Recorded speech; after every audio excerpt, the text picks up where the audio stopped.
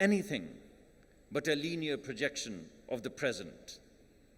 And the future that you haven't seen is the one that you're walking into. So let me quickly give you the glimpse of the future that you're walking into. The future of the world is going to be defined, from my perspective, by 4 technologies: nanotechnology, biotechnology, cognotechnology, and infotechnology. What you see here is the motor engine of the future, where the molecules would be configured, not the engines would be crafted.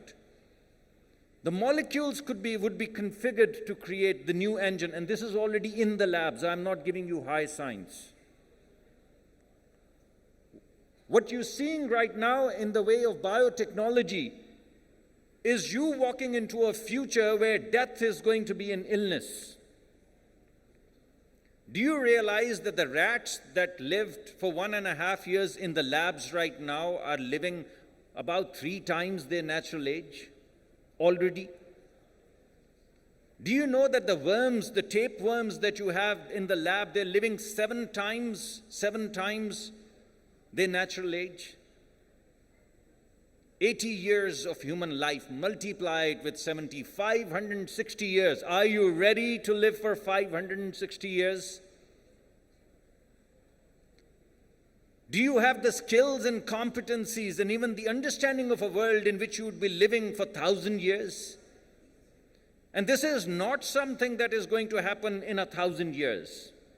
In the labs, just like Star Trek, the worms are already living 7 times their age. So the science is already exploring aging as an illness, death as an illness. And not in my generation, thank God, or yours, sir. But in your generation, young lady, death is going to be an illness. In the next 30 to 40 to 50 years, we would be treating death and aging as an illness. And thank God for that this world would be in safer hands, your hands, the younger people who are joining now, than our hands, because we've made a muck out of it. And all of these technologies, the future, the artificial intelligence, it's all on the table right now as we speak. You just see what is ahead of you. You've already seen what? You've already seen the virtualization and the borderlessness, haven't you? You already know that mango, there was a time, I don't know if any one of you is here from the textile business, but they used to plan their seasons a year ahead. So this summer was the planning time for the next summer because no one could conceive and get the production in line. Now mango does it in real time.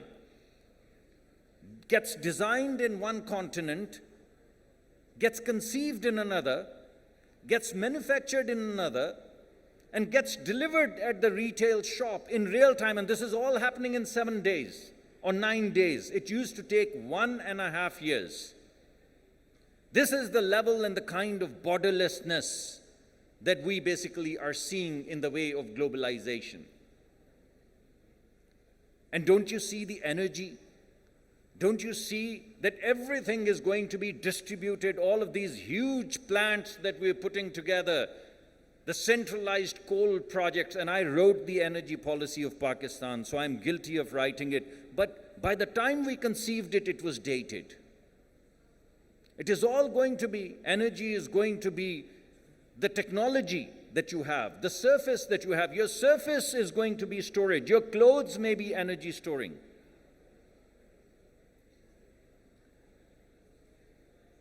And we know that technologies are converging. So all in all, what do we see? We see communities because of borderlessness, not nations. As you speak, your children and your nephews, they're playing games in the evening with people living in Denmark. So this level of borderlessness has already crept in. So you are going to have boundlessness, not borders. You're going to have communities, perhaps virtual communities or social communities, and not nations. You're going to have machines, and believe me, machines with that technologies that I've listed in front of you would be fighting with you. You think all of these robots fighting with humans is just magic? This is what I thought when I saw Star Trek. So machine is replacing man. You better be ready for that time when the machine begins to replace man. And people very soon are not going to be interested in products. They want solutions to these communities that I'm talking about. They're going to require solutions. Because first, the centralization and the bureaucracy of the world, it disenfranchised an ordinary man. The information revolution has enfranchised people. Now what you kept in the dark secrets of your drawers and your R&D is all on the web. Everyone is enfranchised. Everyone is empowered. Everyone can have access to that. So with all of this, the new world that we have ahead of us, whether it be the Google goggles, and I'm talking about that future now. You're going to wear a goggle which is going to talk to you. It has already been launched. You're going to walk into a store and pick up a little bottle, and your account is going to be credited or debited as you put the bottle up or down. Has already happened. Very soon, your refrigerator would be talking to the local store and telling that I am running out of milk, and when you come back, the milk would be at the door. And this milk would be structured for diabetes. It would basically be particularly manufactured for those people who have propensity for diabetes. Because that little debit card that you carry would carry your genome. Do you know that it took 13 years to map out human genome?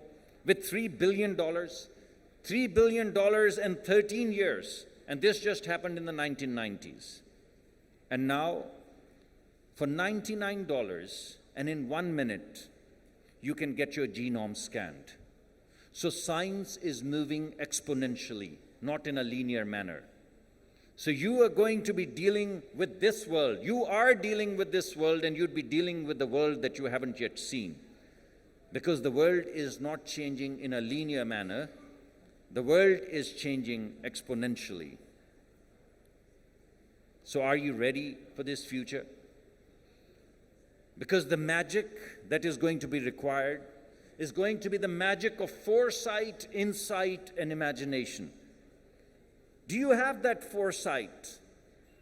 Do you have that foresight to imagine what is not?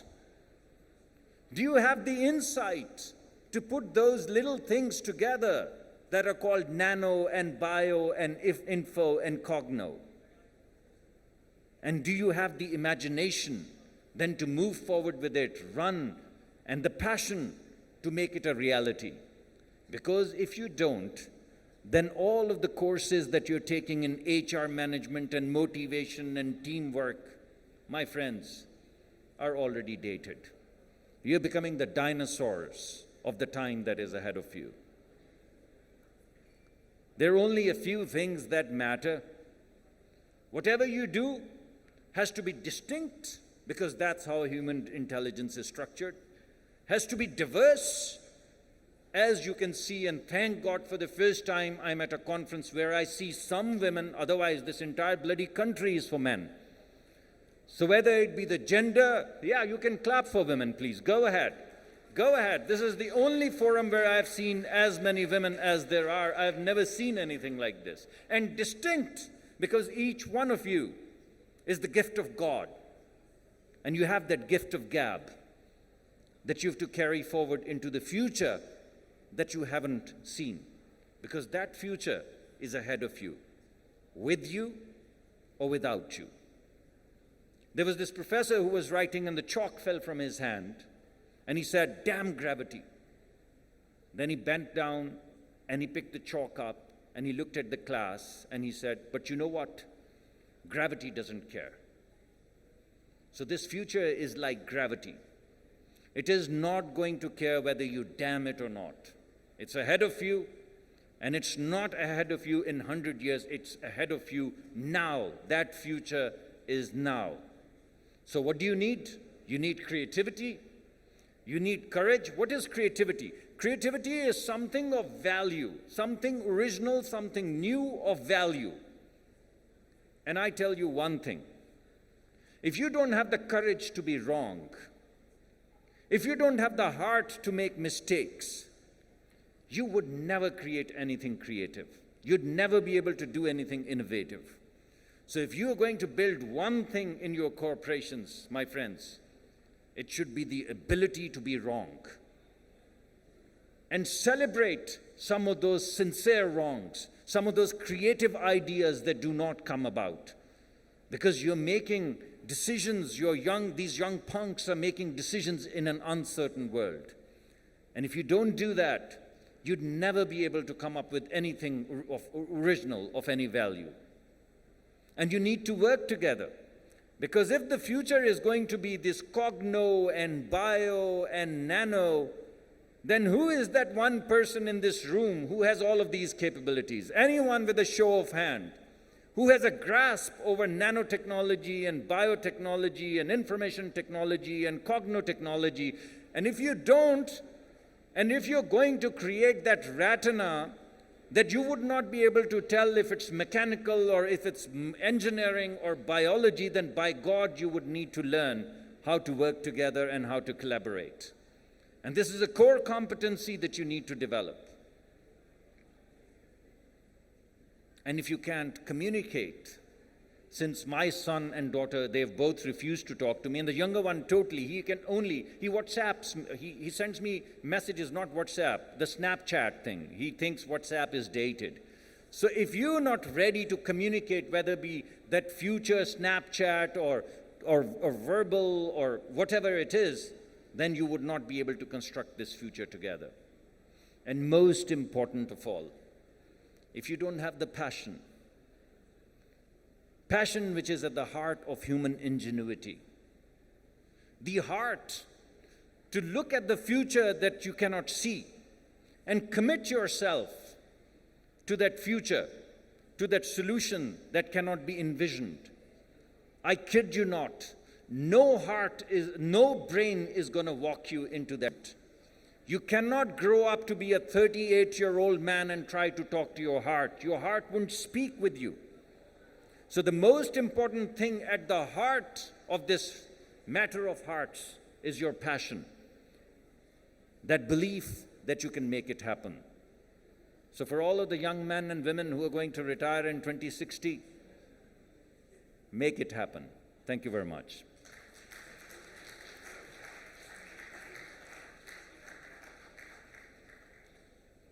Thank you very much, Dr. Malik, for that wonderful speech. We'd like to give you a memento, sir. And to hand the memento to you, we'd like to request Mr. Shahid Hussain, the CEO of SSC, to please come on stage. In your applause, Mr. Shahid Hussain.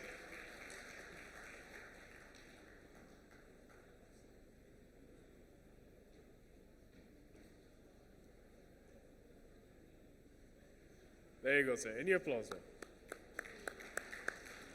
You're going to give the next?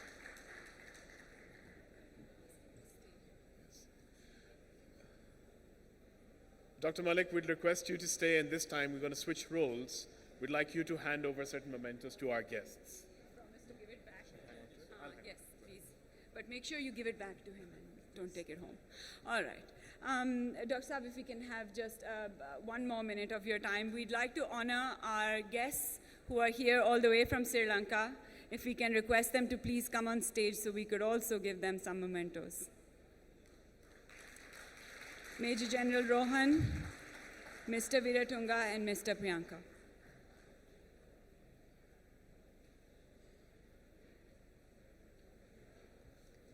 Thank you very much all for being here.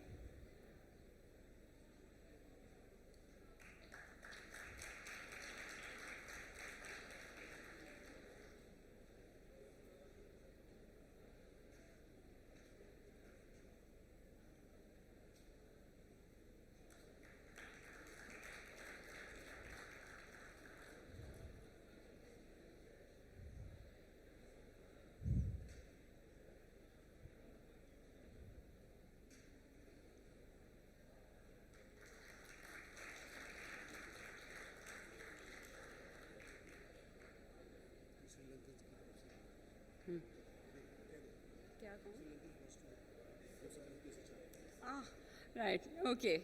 And next, our Sri Lankan friends who didn't have to do this at all but would like to give us something. So, Kamal, could you accept this on behalf of Pakistan? Thank you. Thank you, everyone. Big round of applause. Thank you. Thank you, Dr. Saab. Thank you, Dr. Mossadegh, for being here and flying in all the way from Islamabad. Thank you very much.